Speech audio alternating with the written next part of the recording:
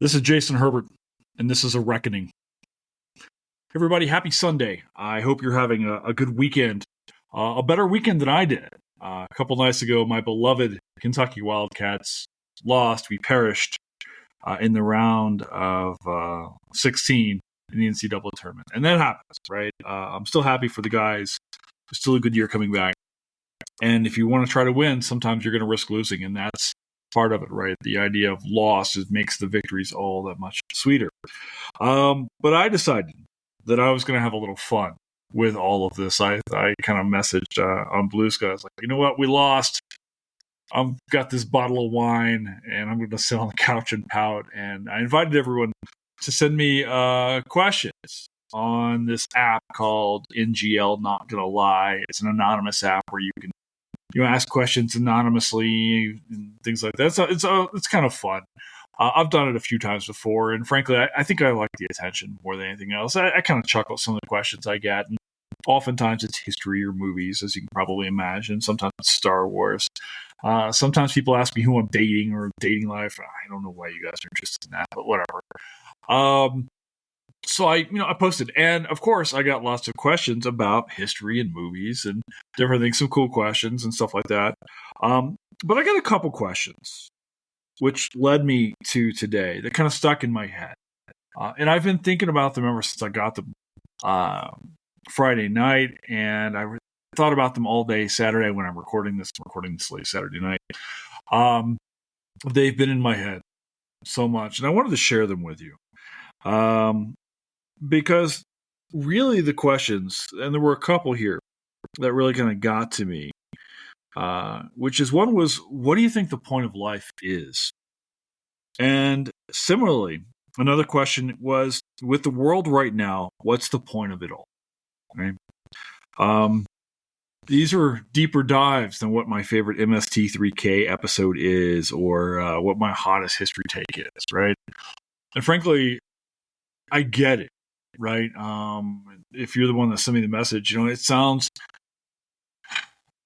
it's tough right now, guys. I've talked about this in line of my own work. The fact that I'm 2,000 miles removed from my kids from Florida, everything like that. Like it's tough right now, and it's scary. And I think a lot of us are depressed or on the verge of being depressed or falling into a depression and trying to find our way out and things like that. And I get it, right? It's what we're seeing out there is it's a world full of hate and hostility and vitriol and callousness and meanness. And I don't think it's the world that any person who's going to listen to this podcast at least wants to create.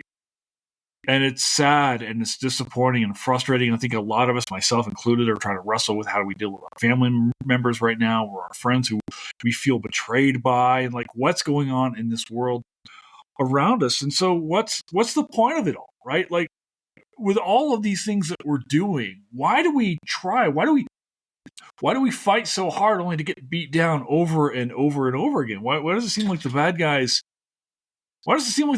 win so many times? What's the point of all this? And this stuck in my head, and I wanted to give you some ideas here about what the point of all of this was. And when I first got this, I messaged, and this is a thought I've been having for a while, especially as I've been working now out here in Colorado, working with tribes, is what I've come to internalize the point of life is. It's about selflessness. It's about being there for other people. It's about giving of oneself to something else, something other than the self. I think so.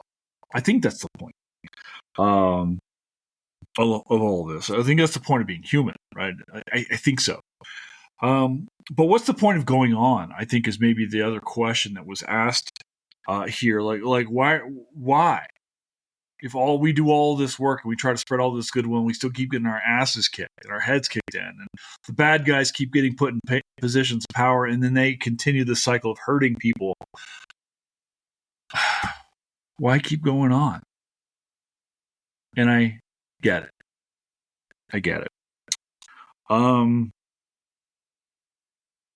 I've questioned this myself so many times.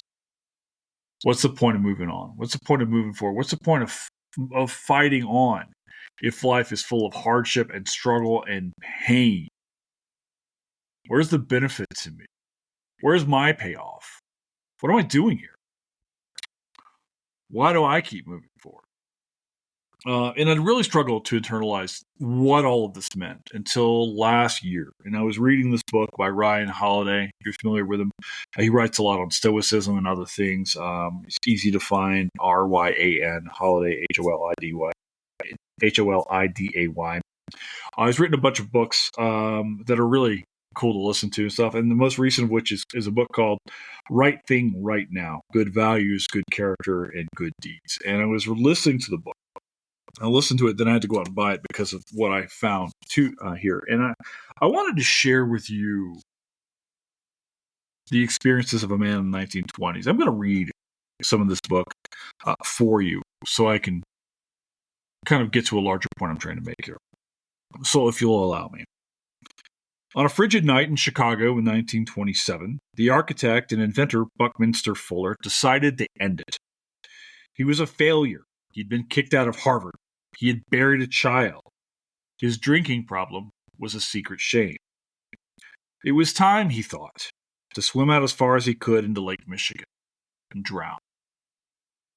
Yet as he prepared to die, he heard a voice that said, in effect, "How dare you? Who do you think you are to abandon the responsibilities of life to your children, to the world? You do not have the right to eliminate yourself," the voice said. "You do not belong to you. You belong to the universe. The significance of you will forever remain obscure to you, but you may assume that you are fulfilling your significance if you apply yourself to converting all your experience to the highest advantage of others. You and all men are here for the sake of other men." And, Fuller survives. He moves on with his life. Those thoughts continue to stay with him the rest of his life. He lives a very fulfilling life. And that thought, the idea that my life does not belong to me, that your life does not belong to you, has stayed in my head for the longest time, ever since I heard this story. I've come to really believe it to be true. This idea that my life is not about me. And in fact, as Fuller's experiences say, his own revelation says that your own work, the things that you're doing here, the struggle that you are going through, may in fact never even be revealed to you why you are doing the things that you do, but you have to do them anyway. And that, my friends, I think is why we have to keep fighting. That's why we have to keep keeping on. I'm not a religious guy. I think a lot of you know that I've talked about my experiences with religion as a child and things like that. And if you are a religious person, I don't negate that. I think that religion has a role for many people in their lives. And if you find fulfillment in faith, I think that that's good for you. Now, I never could, right? Until maybe I got out here into Colorado and I started to work with folks out here. And maybe there's something in the mountains speaking to me. I'm trying to be open to something else out there. And I know that a lot of us are scared. The person who asked me, like, with the world right now, what's the point of it all, right? What are we doing here, right? And since Historians of the Movies started as a movie podcast and has steadily moved in other spaces, I wanted to share with you a couple quotes from film, actually, that I've been thinking about today. The first comes from a film, Evan Almighty. If you saw, it was the sequel to Bruce Almighty and stars Steve Carell, and he gets God's powers and all these things. And God, of course, is played by Morgan Freeman, who is probably how I like to envision what a God looks like. The God, I don't know. But, one of the things that Freeman says as God, the story that Freeman says, is that if someone prayed for courage, does God give that person courage? Or does he give them the opportunities to be courageous? In this time, when we are so filled with fear, is this not our moment to push forward anyway? Courage is not the absence of fear. It's being filled with fear and doing the right thing anyway. And in this regard, I think a lot about the late, great John Lewis, who I've really come to idolize in the last few years. And I think about his ideas of good trouble and doing the right thing anyway. Mr. Lewis faced death so many different times and kept pushing forward. And right now, so many of us are scared. And I don't mean to belittle what you are going through in your life. So many of us are worried about our jobs, our passion, maybe our students, our loved ones, our friends, right? Worried about the things that we're saying, worried about someone might be listening in or anything like that.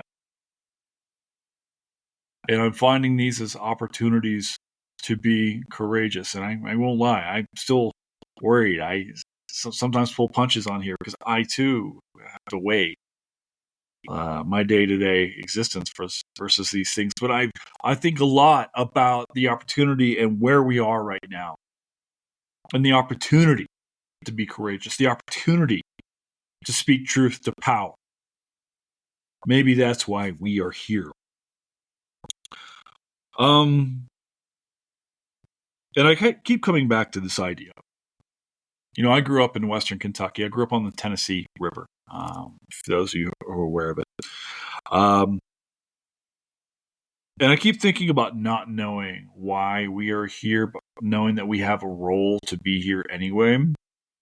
And the metaphor that continues to pop in my mind, guys, is the idea that we are but stones in a river. If you've ever seen a river flow, you'll know that it flows over stones and logs and all the other things that are on the bottom of it. But it is these stones, it is these things, these small pieces of matter that combined with one another can change the course of a river. No matter how powerful or wide or deep or fast that river is, all of these stones together can move the river one way or another, sending it in different directions. Do the stones know what they're there for? Probably not, but they're still moving the river, right? And look, the things that we do may outlast us, right? And I want to come back to this. I've been doing on the pod. I've had several astrophysicists on recently, my friend Kelsey Johnson, a few others, who have come on. And one of the things that has become apparent to me is that we are quite literally made of stardust. We are made of this extragalactic material. And I know it sounds cliche, but it's true. And the reality is that the human experience lasts far longer than a human life. The things that we do matter far longer than our own lives. We get 8 good decades, if we're lucky, on this planet. But the things that we do don't get to be measured in years or decades, but millennia, perhaps. Eons, who knows? That's why we have to continue to fight. That's why, because the things that we do matter beyond ourselves, and they matter to people beyond ourselves. I want to come back to one other film, The Empire Strikes Back. Those of you who know this film know probably where I'm going with this, as Yoda is instructing the young, headstrong Luke Skywalker, and Luke's doing all of these things. Yoda looks at him and he says, "Luminous beings are we, not this crude matter." We are luminous beings, my friends. The things that we do matter. It's just not always revealed to us in our own time. And I know that's frustrating. I think a lot of us have questions about why we struggle. Where's the payoff? And the reality is sometimes that's just not always revealed to us. But we do them anyway. We do them for the greater good because we choose to believe that our actions will be vindicated over time. So those are the thoughts I've had tonight, which are, what's the point of it all? It's not about us. It's about everything but us. And we have to do it anyway, whether or not we derive the direct benefit or not, we have to keep up the fight. We have to keep going. We have to keep believing in a greater good and the goodness in one another. And we have to do that, not for ourselves, but for everything else around us and everything beyond us. So, my friends, we are stones in the river. And we can change the course of that river over time, right next to one another. So I hope that wherever you are safe, that you are loved, that you know that you are welcome. I am glad that you're here and you're listening to this pod. I'm glad that you've got friends, and I hope you know that I'm here for you as well. So let's keep going. Let's keep up the fight. This is the way of things. So I'll see you guys down by the river.